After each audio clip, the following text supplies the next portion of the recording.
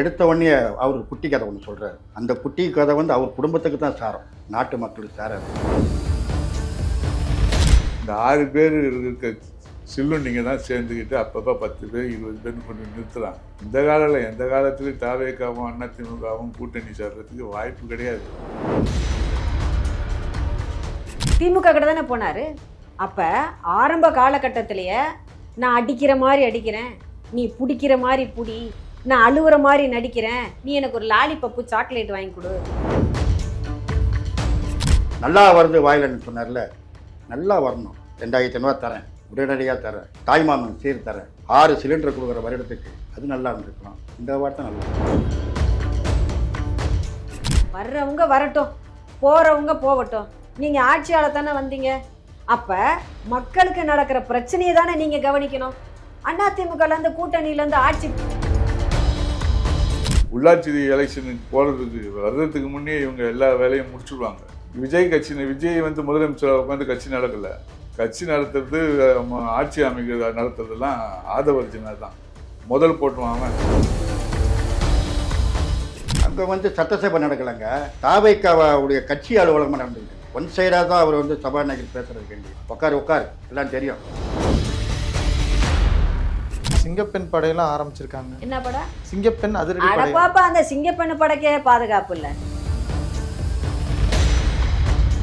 Bussy ஆனந்தும் ஆதவர்ஜனாவும் சேர்ந்து நடத்திட்டு இருக்க கட்சி இது.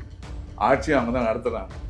இவர் உம்முன்னு இருப்பார், கம்முன்னு இருப்பார். என்னைக்குன்னா ஒரு நாளைக்கு வந்து சைகை கட்டு போவார், டான்ஸ் ஆடுவார், போட்டுருவார் எல்லாத்தையும். நாளைய விருந்தினர்களுக்கு வணக்கம். நம்முடன் சிறப்பு விருந்தினராக அதிமுக நிர்வாகி கடல்ராஜன் அவர்கள் இணைந்திருக்கிறார். சார் வணக்கம் சார். வணக்கம் சார். இப்போ வந்து முதல்வர் விஜய் பேசலை அப்படின்னு சொல்லிட்டு எல்லாரும் ஒரு குற்றச்சாட்டு அவர் மேலே வச்சாங்க சார். ஆனால் முதல்வர் விஜய் வாய் திறந்து பேசிட்டார் சார். அதை எப்படி பார்க்குறீங்க? ஒரு சட்டசபையில் இப்படிலாம் பேசலாமா? பேசக்கூடிய வாய்ப்புகள் இருக்கா? நிறையா பேர் விமர்சனம் பண்ணிட்டு இருக்காங்க. இதை எப்படி பார்க்குறீங்க? சட்டசபையில் ஒரு எல்லா அமைச்சர்களும் கேள்வி கேட்கும்போது எல்லாத்தையும் கேட்டுக்கிட்டு பொறுமையாக இருந்தார். பொதுமக்கள் அனைவரும் என்ன சட்டசபையில் எப்பவுமே முதல்வர் வாயே பேச மாட்டான்ட்டு, அவர் பேசாமல் இருந்தால் நல்லா இருந்திருக்கும். அவர் பேச வந்ததை எடுத்த உடனே அவர் குட்டி கதை ஒன்று சொல்கிறார். அந்த குட்டி கதை வந்து அவர் குடும்பத்துக்கு தான் சாரம், நாட்டு மக்களுக்கு சாராது. ஒரு பெரியவர் இருந்தாராம், அப்படியே தேடிக்கிட்டே இருந்தாராம். ஒரு சின்ன பையன் பார்த்து, என்ன தேடிங்க? நான் அப்பா தேடிக்கிட்டு இருக்கேன், எங்கே இருக்கேன்ட்டு. முன்ன உன் மகன் தேடிக்கிட்டு இருக்கான், அப்பா எங்கே இருக்கான்? உன் மகன் தேடிக்கிட்டு இருக்கு, கணவனுக்கான மனைவி தேடிக்கிட்டு இருக்கு. முதல்ல தன் முதுவருக்கு அழுக்க பார்க்கணும், அதுக்கப்புறம் இந்த குட்டி கதையை சொல்லணும். மக்களுக்கான திட்டங்கள் நிறைய வாக்குறுதிகள்லாம் கொடுத்தாரு. ஸோ இதை பற்றியெல்லாம் வந்து அவர் சட்டமன்றத்தில் பேசலை.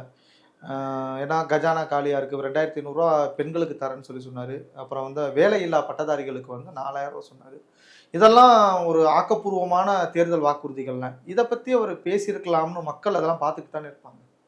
நான் செஞ்சால் தானே பேசுகிறதுக்கு, செய்ய முடியாத வாக்கு கொடுத்துட்டேன். அவர் கொடுத்த வாக்கெல்லாம் பார்த்தீங்கன்னா தாய்மாமன் சீர். ஒரு நாளைக்கு 1 லட்சம் குழந்தைங்க பிறக்குது. 1 கிராம் நகை சொல்லலாம், 2 கிராம் போகிறது. 1 கிராம் நகை எத்தனை கோடி ஆகுது? செய்ய முடியுமா? ஒரு பொய்யான வாக்குறுதி கொடுத்துட்டாரு. நான் செய்ய போகிறேன்ட்டாரு. செய்யணும்ல, செஞ்சவொன்னே பார்ப்போம் மக்களுக்கு சேர வேண்டிய போட்ட திட்டங்களை அத்தனையுமே செய்ய முடியாது. ரொம்ப கஷ்டம். இன்றைக்கு பொருளாதார ஒரு விலையும் தங்கத்துடைய விலை எவ்வளோ? ஒரு சவம் 1 லட்சம், 1,20,000 ஆயிடுச்சு. இருக்கு கண்டிப்பாக முடியாது. 10 பேர். அதே போல் அம்மாவுடைய ஆட்சியில் தாலிக்கு தங்க திட்டம் கொண்டு அருமையாக பண்ணாங்க, சீரு வரிசையோடு கொடுத்தாங்க. இது வரிசை சொல்லாமல் சொன்னாங்க, சொல்லாத செஞ்சாங்க அவங்க. நீ சொல்லிட்டு செய்ய முடியாது, அந்த பக்குவம் வராது உனக்கு. ஏன்னா அவங்க வாழ்ந்த வாழ்க்கை, அவங்க பட்ட கஷ்டம், அவங்களோட துடிப்பு, இந்த மக்களுக்கு என்ன செய்யணும், தலைவர் எப்படி சாப்பாட்டு கஷ்டப்பட்டு வறுமையில் இருந்து இந்த இயக்கத்தை உருவாக்கி தன்னுடைய மக்கள் மத்தியில் நல்பெயரை எடுத்து இன்று உலகமெங்கு வாழ்கிற தமிழர்கள், வடநாட்டை சார்ந்தவரும் தெய்வமாக வணங்கக்கூடிய இருப்பெரும் தெய்வங்களும் வணங்கிட்டு இருக்காங்க. ஒன்றும் வணங்க மாட்டாங்க. இது சொல்கிறதுக்கு நான் கூச்சமாக இருக்குது. நல்லா வருது வாயிலன்னு சொன்னார்ல, நல்லா வரணும். 2500 தரேன், உடனடியாக தரேன், அது நல்லா இருந்திருக்கும். தாய்மாமன் சீர் தரேன், அது நல்லா இருந்திருக்கும். 6 சிலிண்டர் கொடுக்குற வருடத்துக்கு, அது நல்லா இருந்திருக்கும். இந்த வார்த்தை நல்லா வரும். நான் 5 நிமிஷம் கொளத்தூரில் பேசுனதுக்கே என்ன ஆச்சு அப்படின்னு சொல்லி சட்டசபையில் வந்து சொல்லியிருந்தாரு. கல்வித்துறை அமைச்சர் நினைக்கிறேன். அவர் தான் வந்து திமுக வந்து அவதூறாக பேசுகிறாங்க, என்னுடைய தலைவர் கடைக்கன் பார்வைக்கு நான் காத்துக்கிட்டு இருக்கோம், கண்ணே சிந்தார். இதெல்லாம் வந்து ஒரு சட்டசபையிலேருந்து மக்களுக்கு நல்லது செய்கிற பற்றி பேசலை. ஒருத்தர் கூட சண்டை போடுற மாதிரி தான் பேச்சுவார்த்தை நடந்துச்சு. சபாநாயகர்கிட்ட அனுமதி வாங்கி வந்து செயல்பாடுகள்லாம் ஒன்று பண்ணார், ஒரு ஆக்ஷன் சீன் ஒன்று பண்ணார். இதே எடப்பாடி பழனிசாமி வந்து இந்த மேகதாது அணை தொடர்பாக கேள்வி கேட்கும்போது சபாநாயகர் அனுமதி கொடுக்கல, உங்களுக்கு ஒரு நேரம் தரேன் ஒதுக்குனேன் அப்படின்னு சொல்லி தான் சொல்லியிருந்தாரு. இதுக்கெல்லாம் சபாநாயகர் அனுமதி வழங்கியிருக்காரு. இதை எப்படி பார்க்குறீங்க? அங்கே வந்து சட்டசபை நடக்கலைங்க, தாவைக்காவுடைய கட்சி அலுவலகமாக நடந்துக்கிட்டு இருக்குங்க. புரியுதுங்களா? ஒன் சைடாக தான் அவர் வந்து சபாநாயகர் பேசுகிறதுக்காண்டி, மற்றபடி வந்து எதிர்கட்சி பேசுகிறதுக்கு டைமே கொடுக்கறதில்ல. உட்கார் எல்லாம் தெரியும். இதான் நடந்துக்கிட்டு இருக்கு. நான் ஆரம்பத்திலே சொல்லியிருக்கேன், அங்கே சட்டசபை இல்லை, இது தாவைக்கா அலுவலகம். குறிப்பாக ஆதவர்ஜுனா ஒவ்வொரு அதிமுக இணைப்பு விழாலையும் அதிமுகவும் தாவேக்காவும் ஒன்று சேர்ந்துருச்சு, அங்கே இருந்த 90% பேர் வந்து தாவேக்கால வந்து இணைகிறாங்க அப்படின்னு சொல்லி பேசிகிட்டு இருக்காரு. அனைத்து இந்த அண்ணா திராவிட முன்னேற்ற கழகத்தை வந்து யாரும் ஒன்றும் சேர்க்க முடியாது.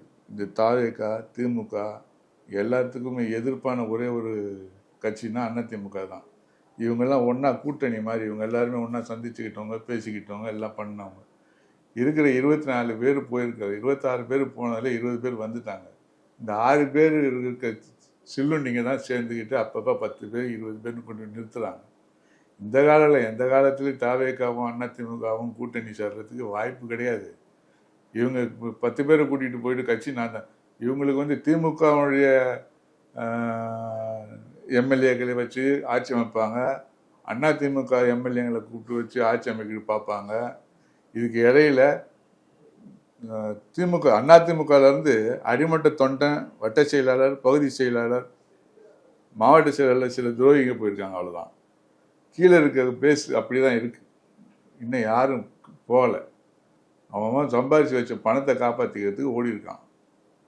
இந்த விஜயபாஸ்கர் என்றவர் போயிருக்காரு, இன்னும் போகலை. திங்கட்கிழமை போய் சேர்றதா ஒரு தகவல் வருது. அவர் யாரு? அதிமுக அவருக்குன்னா இருக்கு. அவர் பின்னாடி யார் இருக்கா? எல்லாம் கூலிக்கு ஆள் கூட்டு போறாரு. அவர் கூப்பா கிருஷ்ணகிட்ட அன்னகையா இருந்தவர், முன்னாள் அமைச்சர், இப்போ தாவேக்கால இருக்காரு. அவர்கிட்ட அன்னகையா கார் ஓட்டினாரு, அவர் பின்னாடி சுத்திட்டு இருந்தவர். அவர் இன்னைக்கு 20 வருஷத்துல 4 காலேஜ் இருக்கு அவருக்கு, ஆயிரக்கணக்கில் கோடி சொத்து இருக்கு. அதிமுகவில் உட்காந்தாக்கா கிடைக்காது. எலெக்ஷனுக்கு முன்னே தாவேக்காக போயிருக்கலாம்ல. எலெக்ஷன் முடிஞ்சு போகிறவங்கன்னா அவங்க பணத்தை காப்பாற்றி தான் ஓடிருக்காங்க. அவங்க பின்னாடி போகிறவங்களாம் 200 300 கூலிக்காரனுக்கு கூட்டு போகிறாங்க. அன்னைக்கு போவாங்க, திருப்பி வந்துடுவாங்க. அதனால் அதிமுக என்னைக்கு அவங்க தாவேக்காவும் அதிமுகவும் சரி சமானமாக இணையில. அந்த 24 பேரில் 6 பேர் தான் போயிருக்கான். இந்த 6 பேரும் கூலிக்கு ஆள் கூட்டு போகிறான். இந்த CV சண்முகம் இந்த மாதிரி ஆளுங்கள்லாம் பணத்தை கொடுத்து அங்கங்கே அதான் 100 நாள் கூலிக்கு வேலை செய்கிற ஆள்லாம் லாரியில் ஏற்றிட்டு போகிறாங்க ஒழிய அங்கே யாரையும் உள்ள விடல. விஜய் அவங்களை யாரையும் மதிக்கலை. ஏன்னா இணைகிறவங்க எல்லாமே புசி ஆனந்த், ஆதவர்ஜுனா பார்த்து அவங்கள பார்த்தா இணைகிறாங்க. அவருக்கு என்ன விஜய் என்ன சொல்கிறாருன்னா, உண்மையான கட்சிக்காரங்கன்னு வரல, வர்றோன்னு நீ நினச்சிக்கங்க, முக்கியமான கட்சிக்காரங்க வந்து நான் பார்த்துக்கிறேன்னு சொல்லியிருக்காராம். அது இல்லாமல் அதிமுகலேருந்து தாவேக்காக்கு போகிறவனுக்கு பொறுப்பு வழங்குறதுலேயும் கொஞ்சம் சிக்கல் இருக்குது. ஆதவர்ஜுனாவும் புஷி ஆனந்தும் மாற்றுக் கட்சியிலேருந்து வர்றவங்களுக்கு பொறுப்பு வழங்குறதுக்கு நாங்கள் மேலே பேசியிருக்கோம், யாரும் இதை பற்றி கவலைப்படாதீங்க அப்படின்னு நீங்கள் பேசியிருக்காரு. அதிமுகவை அவங்க கூட்டிகிட்டு போக முடியாது, அழிக்கவும் முடியாது. இப்போ அதிமுகவில் இருந்து போய் ராஜினாமா பண்ணிட்டு ஒரு 4 எம்எல்ஏக்கள் வந்து சேர்ந்தாங்க.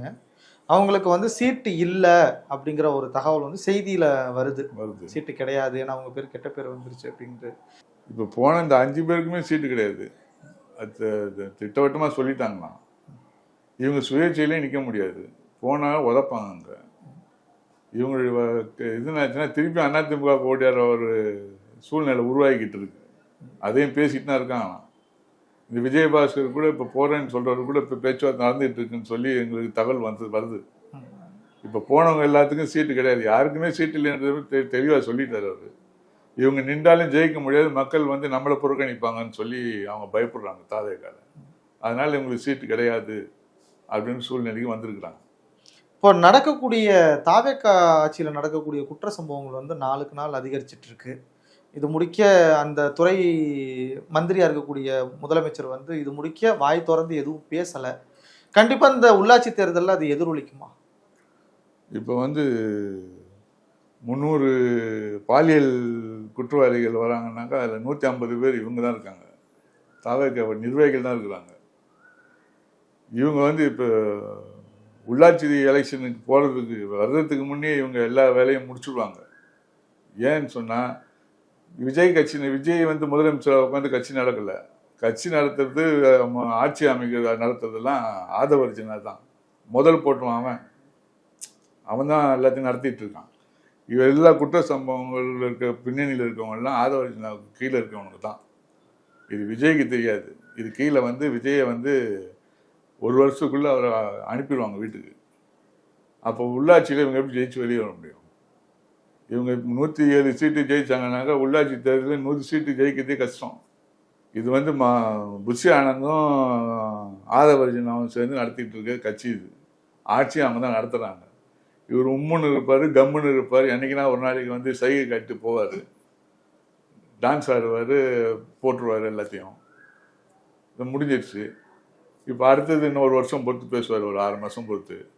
அது எழுதி கொடுக்கணும், ஸ்கிரிப்ட் எழுதி கொடுத்தா தான் கரெக்டாக பார்த்து சொல்லுவார். அவர் ஆக்ஷனோடு சொல்லி கொடுத்துட்டு போவார். அதில் எல்லாமே பண்ணுறது இவங்க தான் பண்ணுறாங்க.